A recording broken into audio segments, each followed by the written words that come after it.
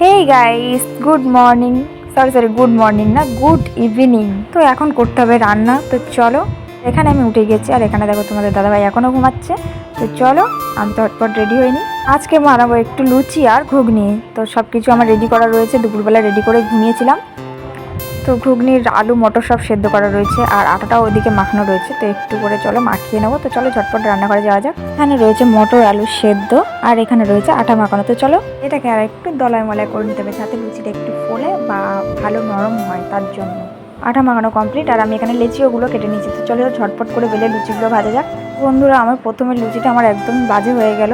আমি কত ভালো করে আটাটা মাখালাম, আমি ভাবলাম যে আর ভালোই হবে না, কিন্তু তারপরের লুচিটা বেশ ভালোই হয়েছে। তো এই দেখো, তারপরের লুচিটা আস্তে আস্তে আমি ভাবছিলাম তো হবেই না, তো আস্তে আস্তে বেশ ওই জন্য নেড়ে নেড়ে দিচ্ছিলাম। তারপর দেখলাম না, বেশ ভালোই ফুলেছে।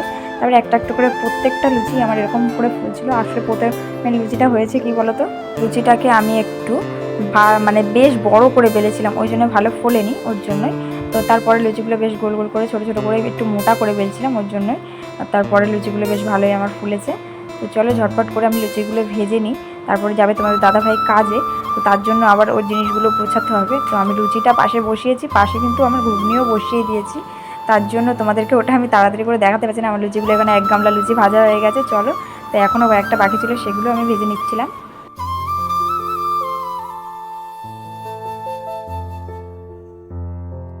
কিন্তু লুচিগুলো ভাজতে ভাজতে আমার ঘুগনিটাও রেডি।